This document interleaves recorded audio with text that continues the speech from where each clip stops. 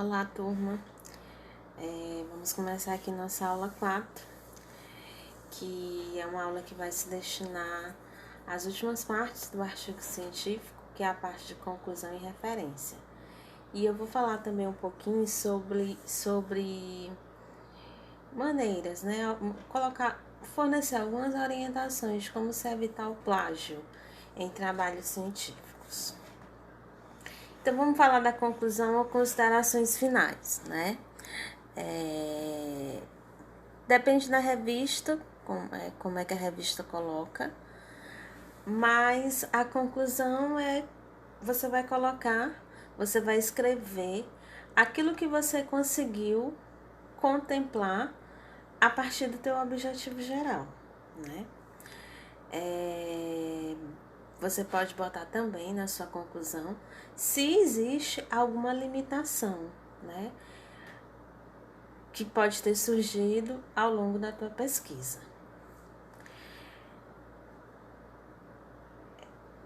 Essa conclusão você deve fazer baseada no objetivo, como eu disse, e também interligar ao título, tá?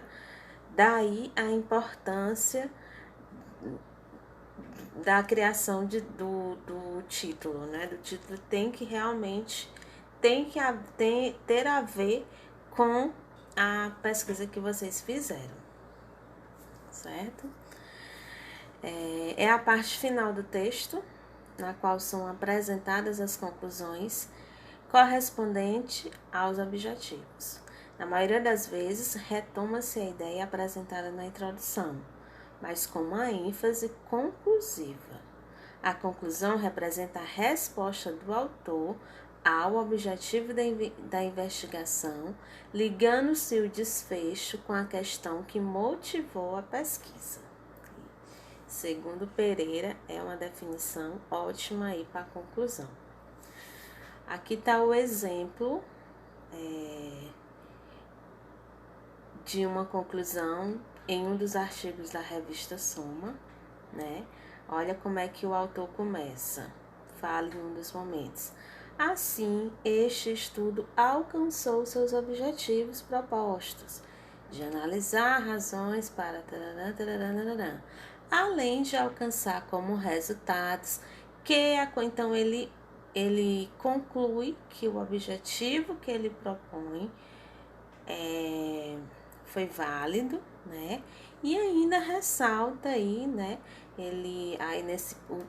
Final desse parágrafo, ele está relatando que houve uma tendência, né? Uma mudança de perspectiva, de acordo com a conclusão dos resultados da pesquisa dele, né? Aí ele fala lá no final que foi um estudo de grande relevância, que foi aquela coisa que a gente colocou lá na discussão, né? Enaltecer os resultados que vocês conseguiram. E na conclusão não podia deixar de ser diferente, tá? Falar um pouco agora sobre as referências.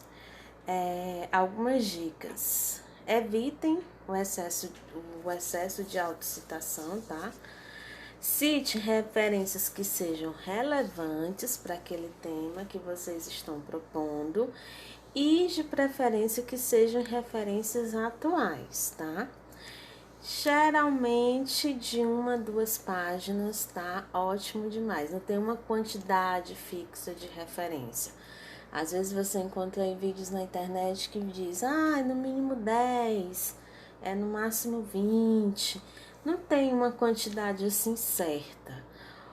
O legal é que a referência seja realmente relevante para aquele assunto que tu tá pesquisando, né? E, obviamente, as referências mais atuais são referências que têm um peso melhor do que as mais antigas, né? Porque, às vezes, a mais antiga, o próprio nome já diz, algum método já não está mais sendo utilizado, né? Não que as referências antigas não possam ser usadas, não é isso que eu estou dizendo. Mas,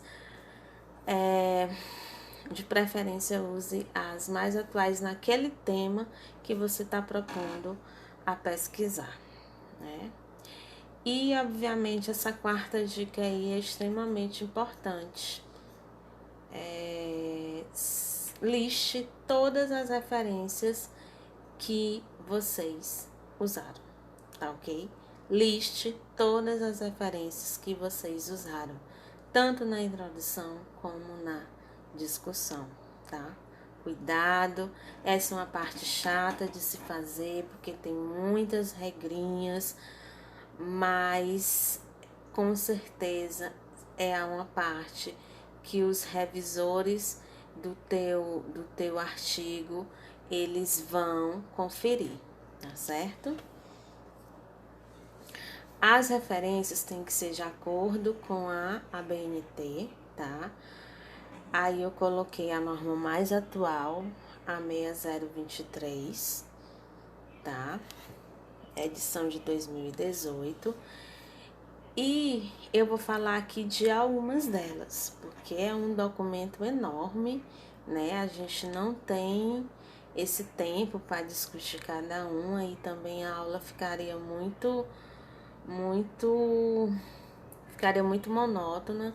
Então eu coloquei algumas, como é que se referencia alguns tipos de trabalhos, coloquei alguns exemplos, mas eu coloquei essa norma aqui da BNT, coloquei em o site aqui nos slides e coloquei também como material complementar para ajudar vocês, tá?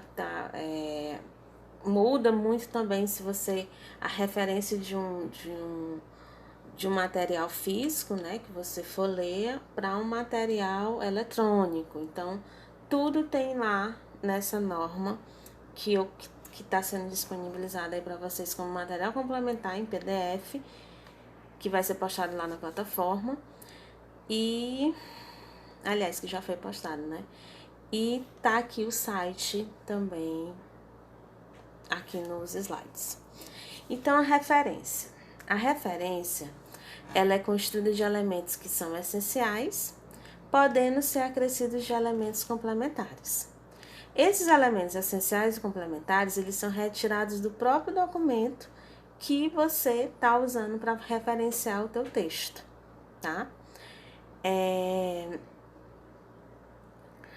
Os elementos essenciais são aqueles elementos, são aquelas informações que são indispensáveis, né? Indispensáveis para identificar o documento, né?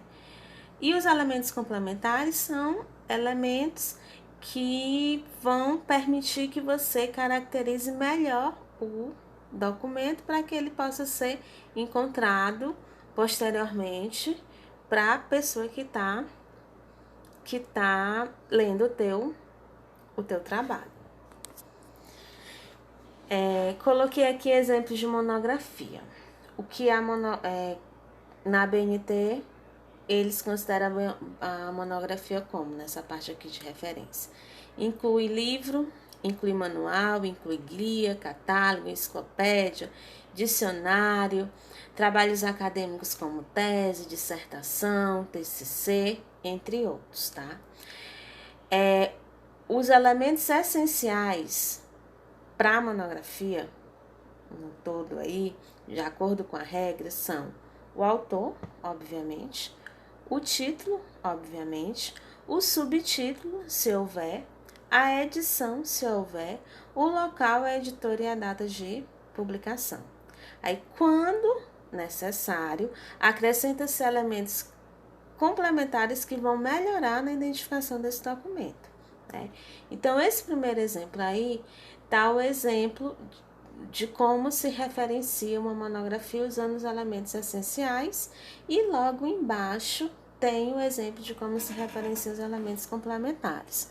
Provavelmente esse aqui é um exemplo de referências que vocês vão usar muito nas referências de vocês quando estiverem fazendo o artigo, tá certo? Então, coloca o nome do autor, em caixa alta, o sobrenome, aí vírgula, o nome do autor, ponto, aí o nome da monografia, né? Monografia, que eu já falei, inclui livro, manual, catálogo, teste, tarará, tarará. Coloca em negrito, aí bota a edição, o lugar e o ano, né? O lugar que foi publicado e o ano. Observa que lá nos elementos complementares, eles colocam outras informações, a página, né? Coloca o ISBN, né? E aí vai depender muito da referência que tu tem em mãos, para ajustar dentro da regra do que a ABNT pede, certo? A monografia no meio eletrônico já vai mudar um pouco como se apresenta. A monografia no meio eletrônico, ela vai incluir livros ou folhetos e trabalhos acadêmicos em meio digital ou eletrônico, em forma de disquete, em forma de CD-ROM, em forma de... Eita, professora, disquete, CD-ROM não é possível. Na própria Soma, na própria revista Soma, eles falam dessa possibilidade, né, de disquete, CD-ROM. DVD já é mais atual, né, ou mesmo online entre outros. Então, para documentos em meio eletrônico, as referências devem obedecer aos padrões indicados para os documentos monográficos no todo, ou seja, esse que eu acabei de mostrar para vocês, monografia no todo, acrescidas à descrição física do suporte, né? Se for em CD, se é em DVD, se é em pendrive, Blu-ray e outros, como eu coloquei aí nesse exemplo 1 aí, ok? Esse aí do exemplo da enciclopédia, é uma enciclopédia de dicionário digital. Então, provavelmente vai encontrar que aí tem que dizer o meio eletrônico em que ela foi pesquisada, que foi, no caso, um CD-ROM. Publicação periódica, eu creio também que vocês devam utilizar, devam ter encontrado alguma referência que ajudaram a vocês a fazer o artigo em publicações periódicas, que inclui o quê? O todo ou parte de coleções, fascículos ou números de revistas, jornais, entre outros, tá? A referência de toda a coleção de um título de periódico é utilizada em listas de referências e catálogos de obras preparados por livreiros, bibliotecas ou editoras. E aí tem a descrição de todo o elemento essencial, né? Tem que colocar o título e o subtítulo, se houver, o local da publicação, a editora, data de início e encerramento da publicação, o ISSN, tá certo? E quando é necessário acrescentar outros elementos complementares que identifiquem melhor o documento. Também coloquei aí um exemplo com elementos essenciais e com os complementares para publicações periódicas. Publicações periódicas em meios eletrônicos, você vai colocar as mesmas, obedece os mesmos padrões dessa publicação periódica que a gente acabou de ver, acrescida do DOI, se houver, que são informações referentes à descrição física do meio eletrônico que foi pesquisado. Também está aí um exemplo, né? Você vai colocar o nome do periódico, né? O lugar, né? O ano, o ISSN, o DOU, o link, o link de acesso, quando foi que você acessou, o dia e a data, né? O ano. Coloquei também aqui como é que se referencia artigo, seção e ou matéria de publicação periódica. Nessa parte aqui, inclui publicações periódicas como artigo, editoriais, entrevistas, reportagens, resenhas, né? E aí nós temos como elementos essenciais o autor, o título do artigo, né, ou da matéria, o título do periódico, o local da publicação, numeração do ano, o volume, o número da edição, se houver, página inicial, página final, data ou período da publicação e, quando necessário, acrescenta esses elementos complementares para melhorar a identificação do documento. Também coloquei aí um exemplo de como é que se faz, como é que se referencia de acordo com a ABNT, como é que se referencia artigos, né? Provavelmente também eu acredito muito que vocês devam ter encontrado alguma referência em termos de artigo para referenciar os artigos que o artigo que vocês devem estar escrevendo, certo? E aí tá tudo direitinho. O nome do autor em caixa alta, né? Em negrito o nome da revista e pela aí vai, tá certo? O título, tá? O título antes do nome da revista, o local de publicação, lembrar de colocar a página, tá certo? A paginação, a página do artigo, né? Nesse último exemplo aí foi da página 199 a 202 e pela aí vai. Então, aí é o link que você vai encontrar todas as regras da ABNT, é um documento bem longo, assim como o documento a regra da ABNT para citação. Não fazia muito sentido eu colocar ele todos aqui, porque a gente não teria tempo para discutir.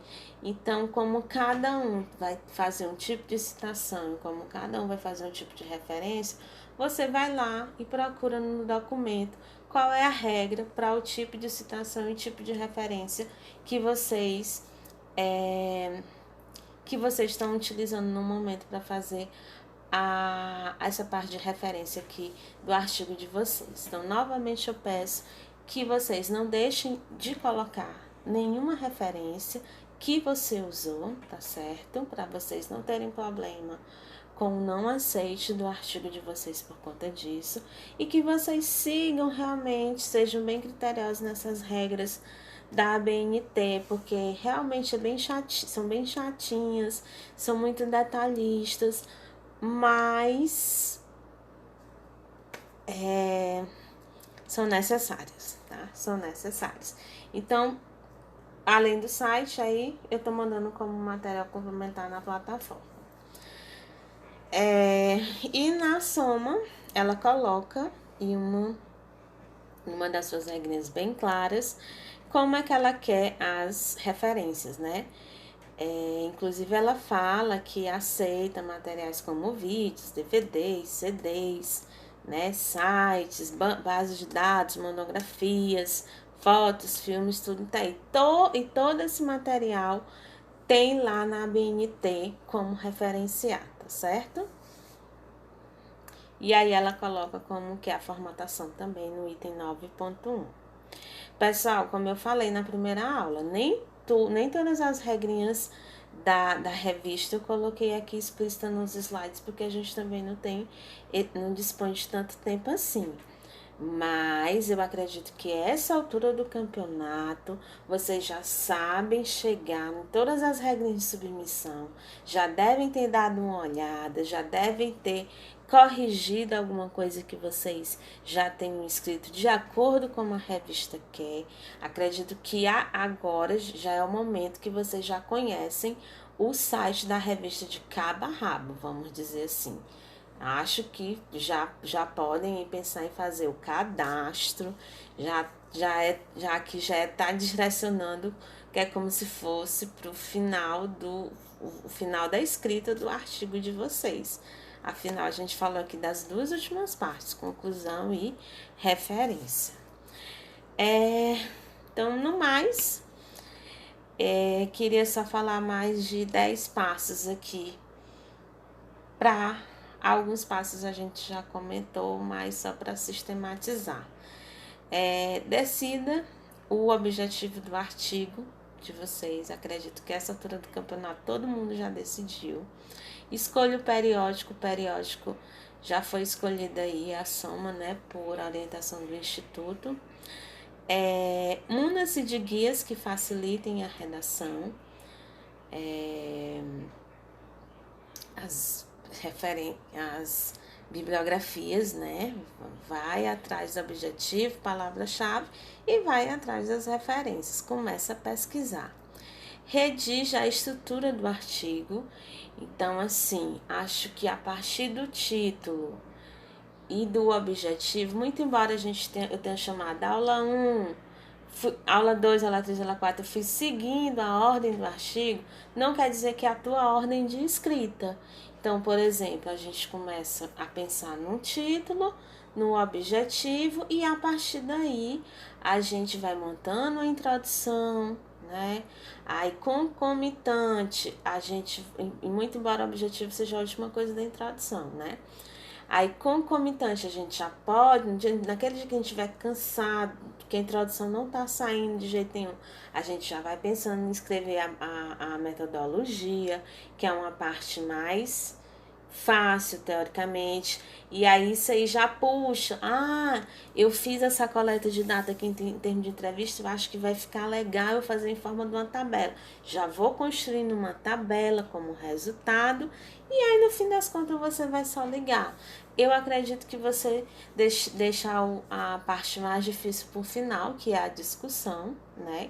Que eu penso ser a discussão. Pode ser que muitos aqui não vai ter essa dificuldade, e outros vão ter, não sei se é a opinião minha. Eu deixaria por último a discussão. Fazendo uma discussão bem feita, eu não tenho problema nenhum em concluir aquilo que eu consegui discutir a partir dos meus resultados. Então, não é muito embora as aulas forem falando de parte por parte, você não precisa seguir essa sequência lógica. Até porque tem dia, como eu já falei, tem dia que você consegue fazer duas folhas. Tem dia que você não sai da primeira linha, né? Então, essa é uma sugestão que eu dou. Não seguir as ordens do artigo, e sim ir seguindo a tua própria linha de raciocínio, que eu tentei falar mais ou menos aqui como é a que eu uso na confecção dos meus artigos. Quinta, complete o texto com as partes que lhe faltam. Revise o texto diversas vezes, né? Diversas vezes. Vamos imaginar que tu escreveu aqui uma folha e você revisou todo o dia todinho. Quando for daqui a 2 dias, revisa novamente, porque com certeza tu vai encontrar alguma falha, tá? Ou alguma palavrinha que tá na posição errada e tudo mais. E aí quando tu retira ela, tu coloca em outro lugar, fica mais fácil do leitor compreender a tua ideia. Então, revisa o texto diversas vezes em momentos diferentes, tá bom? Certifique-se de que o artigo é metodologicamente correto, ou seja, tá de acordo com as regras na revista que tu vai publicar. Assegure-se que não há falhas de redação, isso aqui é importantíssimo.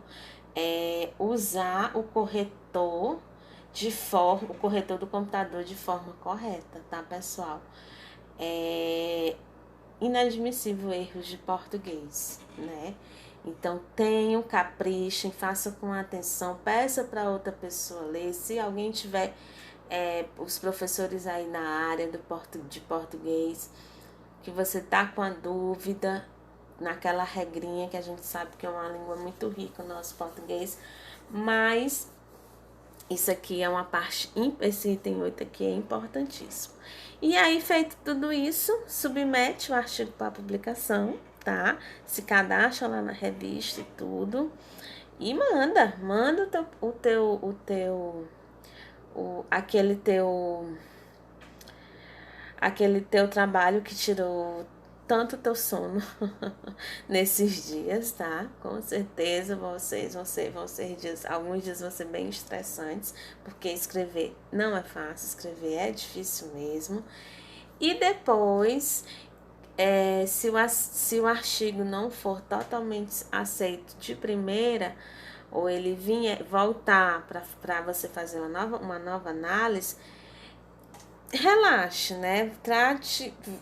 trate aquele revisor ou aquele editor que lhe mandou o artigo para você rever, trate ele com carinho, tá certo? Porque acontece mesmo da gente passar por essa situação. E o importante é ser publicado. E aí é só mais uma etapa, faz aquilo que ele está propondo e tal, e não desiste não, e escreve, bola pra frente, e é só ir pegar o diploma depois. Ainda tem que apresentar, não? E uma coisa que eu queria falar aqui é uma das condições de submissão da revista, bem na primeira, logo depois dessas regras que eu vim demonstrando para vocês, que eu grifei sempre na cor azul, né? Sempre destaquei. Tem as condições para submissão, e uma da primeira condição aí que a revista coloca é que a tua contribuição seja original e inédita, né? Obviamente que